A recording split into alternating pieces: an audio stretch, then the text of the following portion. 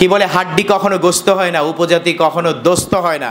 পাহাড়ে একটি কথা আছে, ট্যাংথা চ্যাংথা, কেউ আসলে পাহাড়ের সন্তান, কেউ আসলে নদীর সন্তান। পার্বত্য চট্টগ্রামে শুধুমাত্র বাঙালি যাত্রাভিমান নয়, এখানে আমাদের অনেক চাকমা বন্ধুরা আছেন, not take is the personal. পার্বত্য চট্টগ্রামে চাকমা যাত্রাভিমানও আছে। এই চাকমা যাত্রাভিমান তো একজন খুমি কিংবা একজন ম্রো কিংবা একজন চাক, তার যে আসলে উপস্থিতিকে আমাদের সামনে সম্মানিত করে না।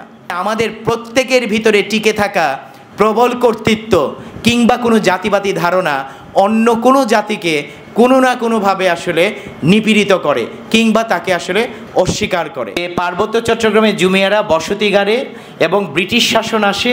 জুমের কার্পাসের খাজনা দিতে দিতে তাদের পায়ে শৃঙ্খল পড়ে, ব্রিটিশ চলে যায়, পাকিস্তানের শাসন আসে, কিন্তু ভাতের হাঁড়িসহ ইতিহাস মুছে দেয় অটল গহ্বরে। কিভাবে প্রাণ বাঁচাবো? অনেকে গিয়েছেন থেকেছেন, একটা ছনের ঘর বানাইলেন, মাচাং ঘর বানাইলেন, আর ওইটার মধ্যে প্লাস্টিকের প্লেটের মধ্যে পিৎজা খাওয়াইলেন। এটার নাম আসলে হইতেছে ইকো ট্যুরিজম হইতে পারে? টাঙ্গাইলে মধুপুর কেউ গেছেন? ওইখানে ফারমপাড়া নামে একটি গ্রাম আছে। এই ফারমপাড়া একটি বাঙালিদের গ্রাম, যাদেরকে উচ্ছেদ করা হয়েছিল ফার্মের নামে। ফার্ম, এই বীজের জমির জন্য ওইখানে বাঙালিদের গ্রাম উচ্ছেদ করে দেওয়া হয়, তারপরে তাদেরকে অন্য জায়গাতে আসলে নিয়ে যাওয়া হয়। ফেনী নোয়াখালীর বন্যাতে ভারতীয় বাঁধের বা ব্যারেজের বিরোধিতা করছি, একটা আপস্ট্রিমের। এই বাংলাদেশ, তার ভিতরে যে আসলে বাঁধ হয়েছে, যেই বাঁধ ডিসপ্লেসমেন্ট করে, যেই বাঁধ প্রাণ বিনাশ করে, তার বিরুদ্ধে কিন্তু কথা বলিনি। মানে আমি যদিও আজকে আসলে এখানে পার্বত্য চট্টগ্রাম বা আদিবাসী প্রসঙ্গে আসলে বলছি, এমন নয় আসলে আমরা বাঙালি কৃষকের কথা জানি। আমরা নোয়াখালী বা ফেনী, সিলেট কি সুনামগঞ্জ, আমাদের বরেন্দ্র অঞ্চল, আমরা তো এই অঞ্চলের বাঙালি কৃষকদের কথাও জানি না, অনেক কিছুই জানি না। তো সেই বিষয়গুলো আসলে থাকে। তো আমরা যেটা থেকে আসলে শুরু করেছিলাম, আমি কবিতার কথা বলেছিলাম। আমি একটি কবিতা আসলে বলি, এখানে অনেকে হয়তো বা কবিতা পাঠ করতে পারেন। এই কবিতাটি লিখেছেন সীমা দেওয়ান, হিল সাদিগাং দুগু বিজগ। কবিতাটির এটি একটি চাকমা কবিতা। এই কবিতাটি লেখা হয়েছে মূলত পাকিস্তান আমলে, বাংলাদেশ স্বাধীন হওয়ার আগে। এই কবিতাটিতে তিনি আসলে বলছেন যে মানুষের মুখে মুখে ইতিহাস আছে বিজয়গিরি। আমি বাংলা অংশটুকু বলছি, বাট ইটস দ্য কলোনিয়াল। তো সমরগিরির নাম আর রাধামন ধনপতির নাম। রাধামন ধনপতি হচ্ছে বাঙালিরা যেরকম বলে যে বাঙালিদের কি ময়মনসিংহ গীতিকা আছে, প্রচুর পালাগান আছে, চাকমাদের রাধামন ধনপতি আছে। বাঙালিরা যেরকম আসলে বলে যে তাদের রামায়ণ আছে, রামায়ণের যে ক্যারেক্টারাইজেশন, রামায়ণ যেভাবে আসলে হয়েছে, যদি কেউ পড়ে থাকেন, রামায়ণে যেভাবে রাম লক্ষ্মণ সীতাকে দিয়ে একটি কাহিনীকে ন্যারেট করা হয়েছে, আপনি যদি মান্দিদের হচ্ছে যে আপনার সেরাংজিং পালা দেখেন, এটা মান্দি বা গারোদের সেরাংজিং পালা, সেখানেও আসলে দেখবেন যে দিগ্গি বান্দি ঠিক একই রকমের ন্যারেটিভ আসলে আছে। এবং এইগুলো নিয়ে কিন্তু বিস্তর কথাবার্তা আসলে হয়েছে, কে কার কাছ থেকে কোন জিনিস আসলে গ্রহণ করেছে। তো আমি যখন আমার ভাষায় আসলে বলবো, আমি বলতে চাইবো আসলে ছিনতাই করা হয়েছে আমাদের কোনো না কোনো ইতিহাস, ছিনতাই করে প্রবল ইতিহাস কাঠামোতে কোনো না কোনো কিছু আসলে ঢুকায় দেওয়া হয়েছে। তো সীমা দেওয়ান ওই সময় আসলে লিখছেন যে পার্বত্য চট্টগ্রামে জুমিয়ারা বসতি গাড়ে এবং ব্রিটিশ শাসন আসে। জুমের কার্পাসের খাজনা দিতে দিতে তাদের পায়ে শৃঙ্খল পড়ে, ব্রিটিশ চলে যায়, পাকিস্তানের শাসন আসে, কিন্তু ভাতের হাঁড়িসহ ইতিহাস মুছে দেয় অটল গহ্বরে। কিভাবে প্রাণ বাঁচাবো? মানে বাংলাদেশ স্বাধীন হওয়ার আগে একজন ব্রিটিশ কলোনিয়াল মানে শাসনের কথা আসলে বলছেন যে তখনই পার্বত্য চট্টগ্রামের যে আদিবাসীরা আছে তারা ভালো ছিলেন না, বিভিন্ন রকমের কলোনিয়াল শাসনের ভেতর দিয়ে তাদেরকে আসতে হয়েছে।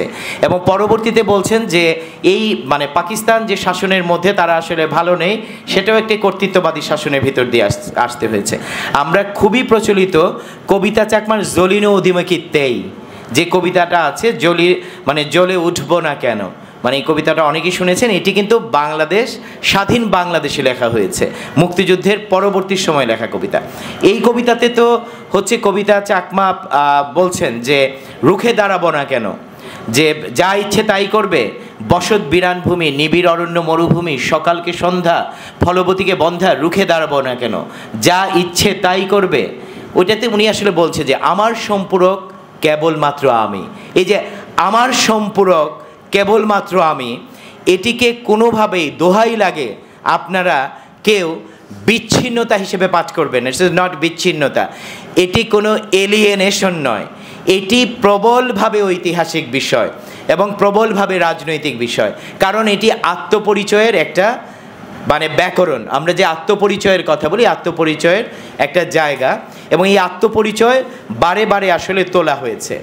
এখন পার্বত্য চট্টগ্রামের যে ঘটনা আসলে আমরা দেখি, যখনই পার্বত্য চট্টগ্রামে আপনারা জানেন যে মানে 56-তে যখন সিদ্ধান্ত হয়েছে যে কর্ণফুলী নদীতে একটা কাপ্তাই হাইড্রো ইলেকট্রিক ড্যাম করা হবে, এবং তার বিরুদ্ধে কিন্তু ওই অঞ্চলের যে আদিবাসীরা আছেন তারা প্রথম প্রতিবাদ করেছেন।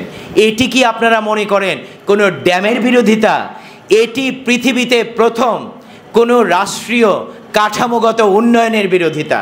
এটি উন্নয়নকে প্রশ্ন করা হয়েছে, যে উন্নয়ন কোনো একটি অঞ্চলের ভূগোলকে, তার বাস্তুতন্ত্রকে, প্রচুর পরিমাণে ধানের বৈচিত্র্যকে, ওই অঞ্চলের বন্যপ্রাণীকে হত্যা করে।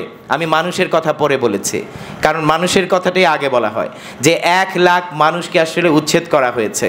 তো এই যে আসলে কি প্রবণতা, যেটির মাধ্যমে বলা হয়েছে যে আমরা আসলে বিদ্যুৎ পাবো, এবং আপনি চিন্তাই করতে পারবেন না কাপ্তাই ড্যামের পরে প্রচুর মানুষের নাম হয়েছে পার্বত্য চট্টগ্রামে বিদ্যুৎ দিয়ে। আমি এরকম নাম দিয়ে দেখেছি যে বিদ্যুৎলতা ত্রিপুরা, এরকম নাম দিচ্ছে মানুষ। মানে বিদ্যুৎ এই শব্দটি তার জীবনে, তার গ্রামে কিন্তু এই পাহাড়ে কিন্তু বিদ্যুৎ পৌঁছে নাই।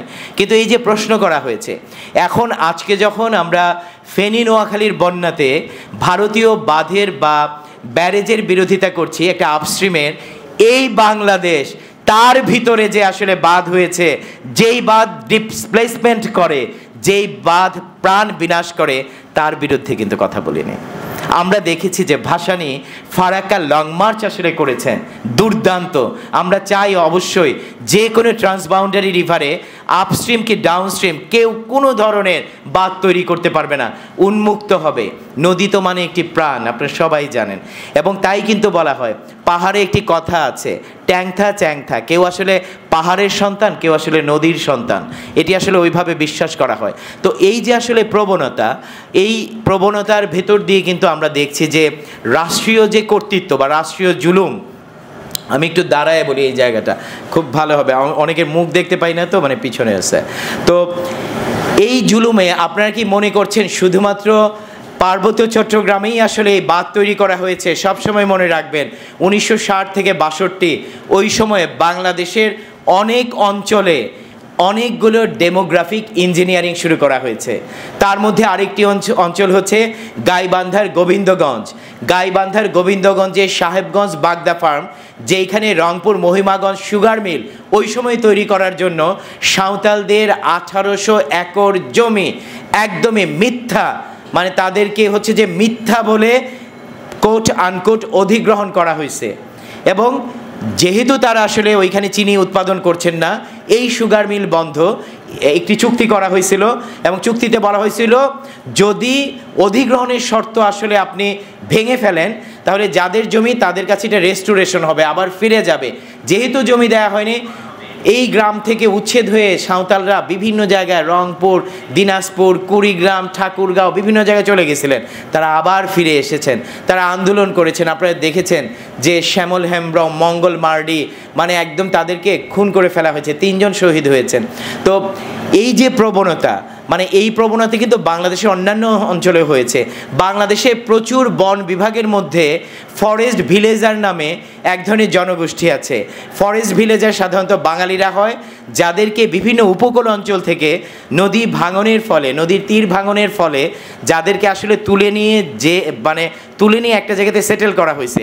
আপনার রেমা কালেঙ্গা যান হবিগঞ্জে, বাংলাদেশের সবচেয়ে গুরুত্বপূর্ণ অভয়ারণ্য, যেটা ত্রিপুরাদের অতি প্রাচীন একটি বসত অঞ্চল।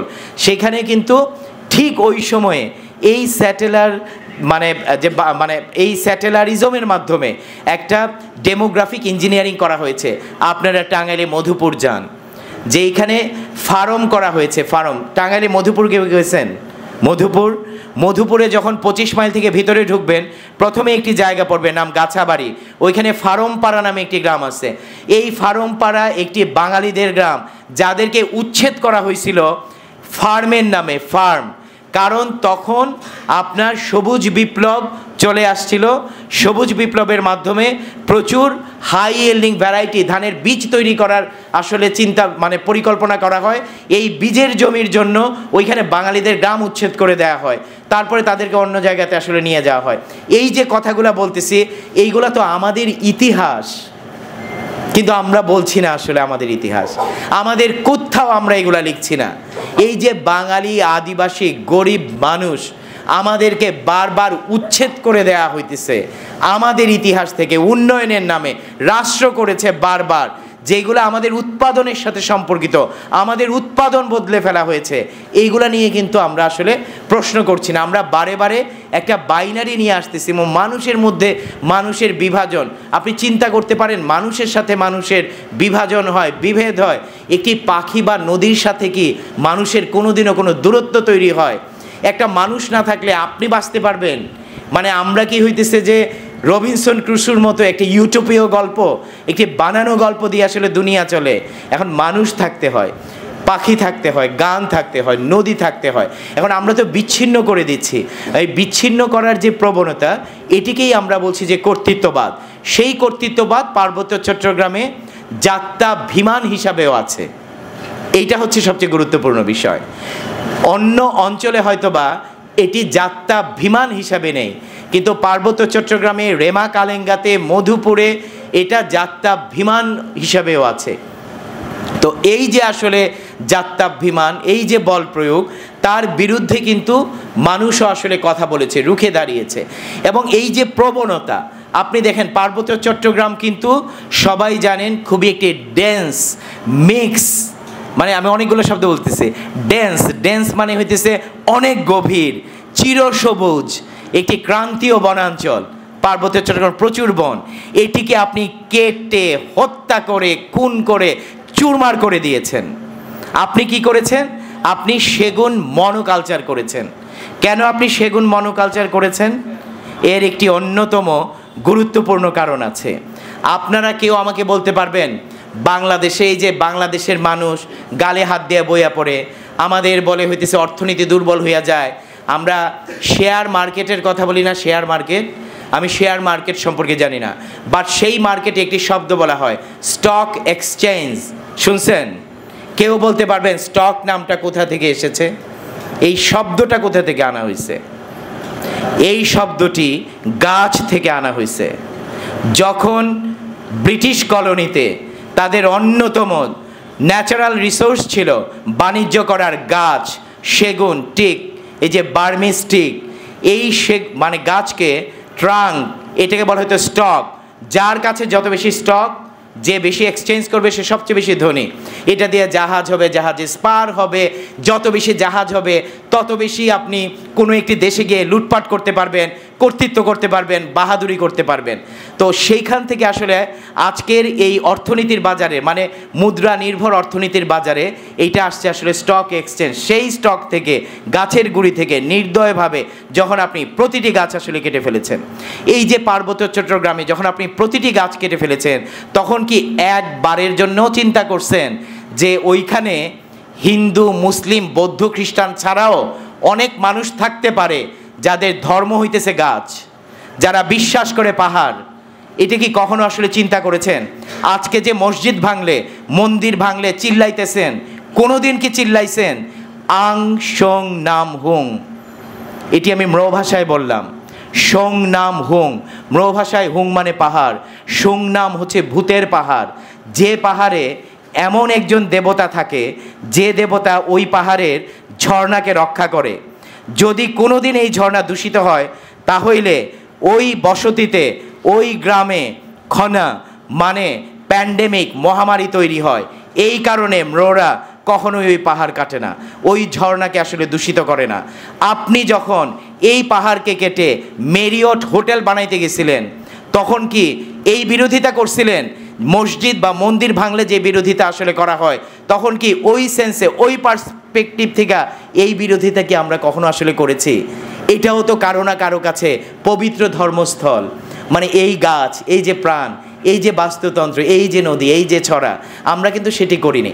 তার মানে আমি হয়তো বা এখন কেউ একজন আমরা সবাই আমরা হয়তো বা বলছি যে না, আমরা সবাই হচ্ছে যে সমান, বা আমরা সবাই মিলে বাংলাদেশ, কিন্তু আমাদের ভিতরে না জেনে কিংবা জেনে টিকে থাকা যে প্রবল জাত্যাভিমান, যেটি আসলে কর্তৃত্ব, সেই কর্তৃত্ব কিন্তু আরও মানুষের যে বিশ্বাস, তার যে প্রবণতা, তার যে উপস্থাপন, তার যে ভঙ্গি, জীবনের যে ভঙ্গি, তার যে বয়ান, সেটিকে কিন্তু আসলে চুরমার করে দেয়। আপনারা অনেকেই, আমি নিশ্চিতভাবে জানি, চাকমাদের পিনন হাদি পরেছেন বা আপনারা কিনেছেন বা দেখেছেন। এটি একটি চাকমাদের কাপড়। আর অনেক কাপড় আছে, মণিপুরীদের ইনাফি আছে, মান্দিদের দকমান্দা আছে, আর অনেক কাপড় আছে, অনেকে হয়তো বা গুরুত্বপূর্ণভাবে বলতে পারবেন। যখন চাকমাদের যে তাঁত বয়নের যে ব্যাকরণ, সেই তাঁত বয়নের ব্যাকরণের প্রাথমিক যে জায়গা, সেই প্রাথমিক জায়গাটিকে বলে আলাম। আলাম হইতেছে এমন বিষয় যে সকল ডিজাইন এবং মোটিভকে ধারণ করে। আপনি কি ধরনের হচ্ছে যে পিনন হাদি বুনবেন, সেটার রং কি হবে, মোটিভ কি হবে, কার জন্য করবেন, বয়স কেমন হবে, সেটা একটি আলামে নির্ধারিত থাকে। তাহলে কি বুঝলেন আমি যে এই কথাটা বললাম? একটি আলামে একটি সমাজের জন আকাঙ্ক্ষা প্রতিফলিত থাকে, একটি সমাজের জন আকাঙ্ক্ষা আলাম। এই যে আলাম is the kind of the grammar of the হচ্ছে তাদের টেক্সটাইল। তাহলে একটি জনগোষ্ঠীর হচ্ছে যে আপনার আকাঙ্ক্ষা, জন আকাঙ্ক্ষা নথিভুক্ত হয়েছে কোনো একটা দলিলে, এটার নাম আলাম। তাহলে কি বুঝলেন এটা থেকে? এইটার সিনোনিম কি হইতে পারে? এখন খুব বলতেছেন আপনারা, এটা আপনাদের কিসের মধ্যে আপনাদের জন আকাঙ্ক্ষা প্রতিফলিত হইতে পারে? কি ডকুমেন্টে? কনস্টিটিউশন, সংবিধান। তাহলে আলাম হচ্ছে চাকমাদের বয়ন শিল্পের সংবিধান, যেখানে জন আকাঙ্ক্ষা প্রতিফলিত হয়েছে। এটা আপনি এমনিতে জোর করে আসলে বদলায় দিতে পারবেন না, বাট জোর করে তো আসলে বদলায় দেয়া হয়েছে। আপনি এখন যান পার্বত্য চট্টগ্রামে, যেটিকে আপনি বলেছেন দক্ষিণ এশিয়ার সবচেয়ে বড় কার্পাস তুলার হচ্ছে যে তুলা মহল, ওইখানে তো কার্পাস তুলা চাষ হয় না রে ভাই। ওইখানের বাজারে তো চাইনিজ আর ইন্ডিয়ান সুতা বিক্রি হয়, সিনথেটিক সুতা দিয়া কিভাবে ওই আলাম, ওই সংবিধান মেনে আজকের হচ্ছে যে আপনার বস্ত্র বয়ন করা সম্ভব, যেটাকে আসলে বলছেন সেলফ ডিটারমাইন্ড, আমার আত্মপরিচয়। তাহলে এই প্রসঙ্গ তো আসলে তুলতে হবে। এই প্রসঙ্গে তো বিয়ন্ড দ্যাট, যে বাইনারির চাইতেও আসলে বড় প্রশ্ন, যখন আপনার বাজার দখল করেছে আসলে অন্য কেউ, এবং খুবই গুরুত্বপূর্ণ বাজার দখল করা হয়েছে সেটা। ঠিক একইভাবে আপনারা যারা পার্বত্য চট্টগ্রামে আসলে গিয়েছেন, আমি পার্বত্য চট্টগ্রাম দিয়ে কথাটা বলছি যেহেতু আজকের ব্যানারে পার্বত্য চট্টগ্রাম আছে। পার্বত্য চট্টগ্রামের একটি রাইরিক নামে একটা ধান আছে, এটা ম্রোরা লাগায়, ম্রোদের একটা জুম ধান। চাকমাদের প্রচুর ধান আছে, গ্যাললং, হব্রক, এরকম প্রচুর ধান আছে। একটি ধানের নাম লঙ্কাপোড়া বিনি। লঙ্কাপোড়া বিনি হইতেছে সেই স্টিকি রাইস যে ধানটি লঙ্কায় আগুন লাগার পরেও পুড়ে গিয়েছিল কিন্তু অঙ্গার হয় নাই। It's the metaphor. আপনি চিন্তা করতে পেরেছেন? একটি ধান কোনো একটি সমাজে অধিকৃত হয়েছে একটি ম্যাটাফরিক্যালি, এবং তার সে জীবন পাইছে একটি ধান। এই ধান তো ছিলই পাহাড় পর্বতে, বা আমাদের বাংলা অঞ্চলে কি ধান নাই? বাঙালিদের ধান আছে পিঁপড়ার চোখ, ওই ধানের মধ্যে একটা ব্ল্যাক ডট আছে, it is the kind of the metaphor. এই ধান তো বন জঙ্গলে ছিলই, কিন্তু এই ধান আমি অধিকৃত করেছি, আমার সমাজে, আমার সংস্কৃতিতে গ্রহণ করেছি, এই কারণে এইগুলা হচ্ছে আমার আত্মপরিচয়। কিন্তু আমরা উন্নয়নের নামে সেটাকে কিন্তু তছনছ করে দিয়েছি। আপনি এগুলা কোনো কিছুই এখন আসলে পাবেন না। তাহলে আজকে যে আমার হাতে যে ধান তুইলা দেয়া হয়েছে, যে নাম্বার দেয়া হয়েছে ধানের, মনে হইতেছে যে এরা যুদ্ধবন্দী বা জেলখানার আসলে বন্দী। জেলখানার কয়েদিদের নাম্বার থাকে না? নাম থাকে? তাহলে আমার ধানের তো নাম ছিল, আমার ধানের নাম ছিল, আমার ধানের নাম আছে। আপনি কেন আমার ধানের নাম দিয়েছেন নাম্বার? যে বৃধান 27, 28, 11, 10 এই নামগুলো কেন দিয়েছেন? এই নাম আমার সমাজের সাথে, আমার উৎপাদন ব্যবস্থার সাথে, আমার আত্মপরিচয়ের সাথে কি সম্পর্ক? তাহলে এইগুলো তো হচ্ছে আমরা যখন আসলে আলাপ করছি, সেই আলাপের প্রাথমিক মৌল ভিত্তি, একটি সমাজের প্রাথমিক মৌল ভিত্তি হচ্ছে যে আপনার এই ধরনের আলাপ। তার পরবর্তীতে আমরা কি করেছি? আমরা হচ্ছে এই পার্বত্য চট্টগ্রামের তার যে ইকোলজিক্যাল যে ক্যারেক্টার, তার যে ইকোসিস্টেমের যে ডাইভার্সিটি, সেটিকে তছনছ করে দিছি। আমরা প্রচুর এক্সটেনশন করছি, প্রচুর অবকাঠামো তৈরি করেছি। নট অনলি যে আমরা গ্যারিসন বা ক্যান্টনমেন্ট এক্সটেনশন করেছি তা নয়, আমরা অন্যান্য অবকাঠামো আসলে এক্সটেনশন করেছি। এবং এইগুলা এক্সটেনশন করতে গিয়ে আপনি কি বিপদ করছেন চিন্তা করে দেখতে পারবেন। আপনি গয়ালের নাম শুনছেন? নীলগাই, গয়াল, নীলগাই খুবই গুরুত্বপূর্ণ একটি প্রাণী আমাদের। গয়ালের অন্যতম বিচরণ অঞ্চল থেকে আমরা গয়ালকে আসলে একদম ডিসপ্লেসড করে দিয়েছি। শুধুমাত্র মানুষ তো না, আমরা সব কিছুকে ডিসপ্লেস করেছি একই সাথে। মানে ওই অঞ্চলের টিকে থাকা প্রায় 7 থেকে 8 রকমের রাজধনেশ একটা পাখি। আপনারা অনেকেই ছবি পোস্ট করেন অ্যামাজন বনের আদিবাসীদের ছবি, যেখানে ধনেশের প্রচুর মুখ থাকে, অমুক্ত মানে এরকম অনেক ছবি আছে না, যেটাতে কোট আনকোট হতে বা আদার তৈরি করে, অপরায়ণ তৈরি করে। বাট মানে আমরা কিন্তু সেখান থেকে এগুলোকে আসলে হটিয়ে বিদায় করেছি। আমরা পরবর্তীতে কি করছি? আমরা পার্বত্য চট্টগ্রামে রাবার বাগান করতে গেছি। রাবার কি খায় না ঘুমায়? আমরা এটা বলেন, মানে রাবার দিয়ে করেটা কি? মানে রাবার দিয়া যাই করুক, এটি আসলে পাহাড়ের মধ্যে আসলে কেন? মানে রাবার দিয়ে যাই করা হোক আসলে পৃথিবীতে, এটি আমাদের পাহাড় বা প্রাকৃতিক বনকে কেটে আসলে তৈরি করা হয় কেন? এবং আপনি কি একটিবারও ভাবছেন না চাইলেই কোনো ম্রো, খুমি, মারমা, ত্রিপুরা, চাক, লুসাই, পাংখুয়া কিংবা চাকমা এই ধরনের বসতি চাইলেই যে কোনো জায়গায় আসলে গড়ে তোলা যায় না। এটা কোনো একটি ঝর্ণা, কোনো একটি বিশেষ পাহাড়, কোনো একটি নদীকে কেন্দ্র করে আসলে গড়ে ওঠে। দ্য আইডেন্টিটি যে এটা, মানে এবং সেটার সাথে যে সম্পর্ক, মানে আমার সাথে না হয় দুনিয়ার কিছুরই সম্পর্ক নাই, তার জন্য আমি হইতেছে যে কিছুই মনে করি না। মানে আজকে যখন আমি বাজারে যাই, তখন আমি এতই স্বার্থপর যে যখন একজন বিক্রেতা বলে ভাই এটা গ্রামের থেকে আনছি কলা, তখন আমি এটা আমার বাচ্চাকে খাওয়ানোর জন্য নেই, আমি মনে করি গ্রামের থেকে আনছি কলা, এটা মনে হয় ভালো হইতে পারে বা এটা মনে হয় আসলে নিরাপদ হইতে পারে। কিন্তু এই আমি এমন প্রবণতা টিকায় রাখছি যখন আর অন্য কোনো কিছু আসলে নিরাপদ নাই বা থাকতেছে না। তো এই প্রবণতা আসলে পার্বত্য চট্টগ্রামে আছে এবং সেই প্রবণতাকে আসলে আমাদেরকে উৎপাদন সম্পর্ক, উৎপাদন রাজনীতির জায়গা থেকে দেখতে হবে।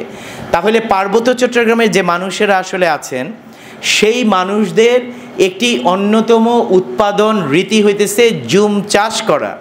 বাট জুম, আমি এটা কোট আনকোট চাকমা ভাষায় বললাম, আমি ত্রিপুরা ভাষায় হোক, মানে প্রত্যেকটা জাতিগোষ্ঠীর ভাষায় জুম আবাদের আলাদা আলাদা নাম আছে। তারপরে আমি অতি স্বার্থপরভাবে জুম দিয়েই বললাম বুঝার জন্য। আপনি এতই কলোনিয়াল, একটি চাষকে বলেছেন স্ল্যাশ অ্যান্ড বার্ন, জ্বালাও পোড়াও। আপনি এতই কলোনিয়াল, তার কোনো সায়েন্স না জেনে, কোনো কিচ্ছু না দেখে আপনি এটা বলেছেন। আপনি এতই কলোনিয়াল, আপনি পত্রিকায় ছবি ছাপাইছেন যে সাঁওতালরা সব খরগোশ আর ইঁদুর মাইরা শেষ করে ফেলাইতেছে। এই ছবি আপনি নভেম্বর মাসে প্রায় পত্রিকাতে দেখেন নাই? কোনোদিনও প্রশ্ন করেছেন নভেম্বর মাসে কেন এই ছবি ছাপানো হয়? নভেম্বর মাস মানে কার্তিক মাস, তখন সাঁওতালদের সোহরাই উৎসব হয়। সোহরাই উৎসবের অন্যতম বিষয় হচ্ছে বন থেকে কোনো প্রাণী ধরে নিয়ে এসে উৎসর্গ করা, এবং সেই উৎসবে আসলে যে প্রার্থনা হয়, যে গান হয়, সেখানে বলা হয় যে এই বছর আমাদেরকে যা দিয়েছ বঙ্গা, বঙ্গা মানে দেবতা, যাতে পরের বছর আবার আমাদেরকে এইভাবে দেয়া হয়, আমরা যাতে এদের সাথে আসলে থাকতে পারি, আমরা যাতে চিনতে পারি আমরা আসলে কাদের সাথে আছি, কি করতেছি, মানে আমরা যাতে চিনতে পারি আসলে আমরা কাদের সাথে আছি। কিন্তু এই প্রবণতা, জুম চাষের প্রবণতা কিন্তু পার্বত্য চট্টগ্রামে নাই। আপনারা কি কখনো শুনেছেন বাংলাদেশে কোনো বিভাগ আছে যে বিভাগের নাম কৃষি নিয়ন্ত্রণ বিভাগ? শুনেছেন কেউ? কৃষিকে নিয়ন্ত্রণ করা হয়। সো কৃষিকে প্রমোট করা হয়। বাট পার্বত্য চট্টগ্রামে একটি বিভাগ আছে যার নাম জুম নিয়ন্ত্রণ বন বিভাগ, যার অন্যতম কাজ হচ্ছে জুম চাষকে নিয়ন্ত্রণ করা। শুধু তাই নয়, 1950 যখন আপনি রাষ্ট্রীয় অধিগ্রহণ প্রজাস্বত্ব আইন তৈরি করেছেন, জমিদারি প্রথা বিলোপ করেছেন, তার মাধ্যমে মধুপুরে, তার মাধ্যমে কলমাকান্দাতে এই বিস্তীর্ণ অঞ্চলে জুম আবাদ নিষিদ্ধ করে দিয়েছেন। আপনি চিন্তা করতে পেরেছেন যে একটা অঞ্চলের মানুষের তার যে নিজস্ব উৎপাদন ব্যবস্থা সেটিকে একদম নিষেধ করে দেওয়া হয়েছে, যে না এই চাষ করা যাবে না। পরবর্তীতে কি হয়েছে, মানে মধুপুরে কি ঘটনা ঘটেছে, মান্দিদের মধ্যে মেয়েরা জুম আবাদ করতো, মানে মান্দিদের ভাষা বলে হাবা হুয়া, এই হাবা হুয়া মেয়েরা করতেন। কিন্তু যখন জুম আবাদ নিষিদ্ধ করে দেওয়া হইল, যখন বাঙালিরা আসলে ওই অঞ্চলে ঢুকলেন, বাঙালিরা কি চাষ করে, লাঙল ভিত্তিক চাষ। লাঙল ভিত্তিক চাষে জমি কাদা করে চাষ করতে হয়, এটি একটি পদ্ধতি, খুবই গুরুত্বপূর্ণ লোকায়ত পদ্ধতি। কিন্তু মান্দিদের কাছে এটি একটি হচ্ছে যে আপনার কালচারাল শখ হিসেবে দেখা হয়, কারণ তাদের পদ্ধতিতে একটা জুমের জমিনে আগুন দেওয়ার পরে সেইখানে একটা কাঠি দিয়ে হচ্ছে গর্ত করে বীজ বোনা হয় একসাথে। যখন দেখেছে যে কাদা তৈরি করা হয়েছে, তখন মেয়েরা আর কাদা জমিতে বলছে আমরা নামতে পারবো না, ও সেই কাদা জমিতে নামতে পারবো না। তখন সেই জমি দখল করেছে আসলে পুরুষেরা, মান্দি পুরুষেরা, এবং তারা ঠিক এইভাবে আসলে কৃষিতে আত্মীকৃত হয়েছে। পার্বত্য চট্টগ্রামে লাঙল ভিত্তিক কৃষিকাজ মূলত বাঙালিদের মাধ্যমে খুব বেশি এটা ডিসিমিনেটেড হয়েছে, মানে খুব বেশি ডিসিমিনেটেড হয়েছে। কিন্তু কি অবদান আছে, মানে এই আদিবাসীদের অবদানটা আসলে তাহলে কি ডিসিমিনেটেড, এ তো হারায় গেছে অনেক কিছু, তাই না? এখনও অবদান যেটা আছে আপনি দেখবেন পার্বত্য চট্টগ্রাম বা মধুপুর বা সিলেট এই অঞ্চলে যারাই গিয়েছেন, আদিবাসীরা মিক্সড ক্রপিং করেন, মিশ্র চাষ, একসাথে ফলের বাগান, দ্য কাইন্ড অফ থিং যেটা জুমের একটা ধারাবাহিক খণ্ড বিখণ্ড উত্তরাধিকার, যখন একসাথে অনেক কিছু আসলে উৎপাদন করা হচ্ছে। পরবর্তীতে আমরা যে ঘটনাটি ঘটেছি সেটা হইতেছে যে আপনার পুরা পাহাড় জুড়ে কর্পোরেট ট্যুরিজম চালু করছে, এবং খুব ইন্টারেস্টিং যখন এগুলো নিয়ে তর্ক উঠছে, আমরা বলতেছি যে eco tourism. What is eco tourism? আপনি ইকো শব্দটা কেন ব্যবহার করছেন? আপনি ইকো শব্দটা ব্যবহার করছেন, বাট এটার সিনোনিম হচ্ছে ইকোসাইড। আপনি যত কিছু করেছেন, আপনি ইকো পার্ক করেছেন, ইকো পার্ক করার মাধ্যমে আপনি পরিবেশ গণহত্যা করছেন। গ্লোবালি অ্যাকসেপ্টেড টার্ম হইতেছে ইকোসাইড। আপনি পরিবেশ গণহত্যা করতেছেন। আপনি নাম দিলেই হইল যে আমরা আসলে ইকো ট্যুরিজম করি। একটা ছনের ঘর বানাইলেন, আপনারা দেখেছেন তো, অনেকে গিয়েছেন থেকেছেন, একটা ছনের ঘর বানাইলেন, মাচাং ঘর বানাইলেন, আর ওইটার মধ্যে প্লাস্টিকের প্লেটের মধ্যে পিৎজা খাওয়াইলেন, এটার নাম আসলে হইতেছে ইকো ট্যুরিজম হইতে পারে? এটার নাম তো ইকো ট্যুরিজম নয়। ইকো ট্যুরিজম তো একটি অত্যন্ত জটিল প্রক্রিয়া, যখন আসলে স্থানীয় বাস্তুতন্ত্র, স্থানীয় জীবন, স্থানীয় প্রকৃতি, স্থানীয় সংস্কৃতিকে শ্রদ্ধা এবং স্বীকৃতির মাধ্যমে এটি আসলে গড়ে ওঠে, এবং এটি একটি রাজনৈতিক প্রক্রিয়া। তো সেই ধারাবাহিকতায় পার্বত্য চট্টগ্রামে এই যে each and everything from the Kaptai বাঁধ থেকে শুরু করে এই যে ভূমি দখল, মানে আমরা যদি এটাকে এই শুধু একটা মানে কোট আনকোট ভূমি দখলের ইয়ের ভেতর দিয়ে আসলে বুঝতে পারি, এই ভূমি দখল পর্যন্ত এই যে পার্বত্য চট্টগ্রামের প্রবণতা, সেই প্রবণতার প্রত্যেকটি বিষয়কে প্রশ্ন করা জরুরি। সেই প্রত্যেকটি বিষয়কে যদি প্রশ্ন না করা হয়, তাহলে বারবার বাঙালিরা তো শখ কইরা ওইখানে যায় নাই, বাঙালিরা শখ কইরা ওইখানে গেছে, রাজনৈতিকভাবে বাঙালিদেরকে ওইখানে নিয়ে যাওয়া হয়েছে। এটি একটি প্রবণতা, রাষ্ট্রীয় কর্তৃত্বের সাথে এটি আসলে জড়িত।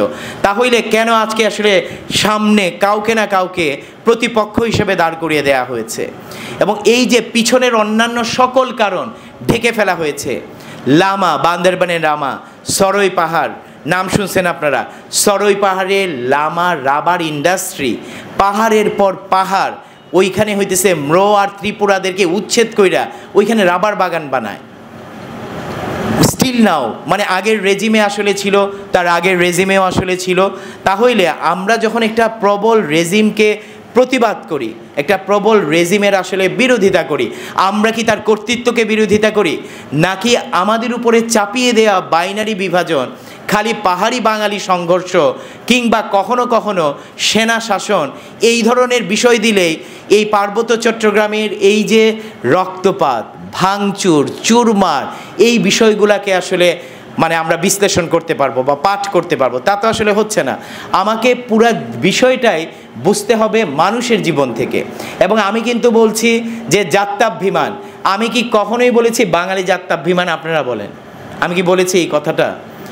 পার্বত্য চট্টগ্রামে শুধুমাত্র বাঙালি জাত্যাভিমান নয়, এখানে আমাদের অনেক চাকমা বন্ধুরা আছেন, not take is the personal.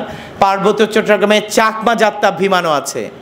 এই চাকমা জাত্যাভিমান তো একজন খুমি কিংবা একজন ম্র কিংবা একজন চাক, তার যে আসলে উপস্থিতিকে আমাদের সামনে সম্মানিত করে না।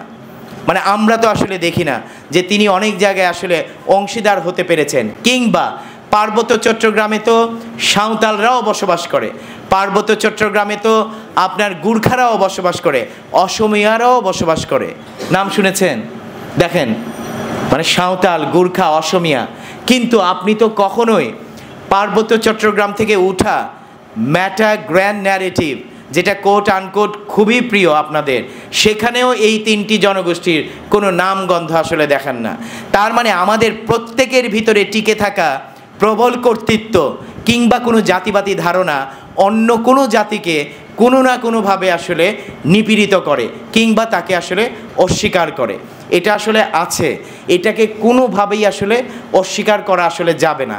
এইটা এত সহজ কোনো ন্যারেটিভ নয় যে আপনার কি বলে হাড্ডি কখনো গোস্ত হয় না, উপজাতি কখনো দোস্ত হয় না, এই রকমের কোনো বর্ণবাদী, মানে এটা তো মানে কোট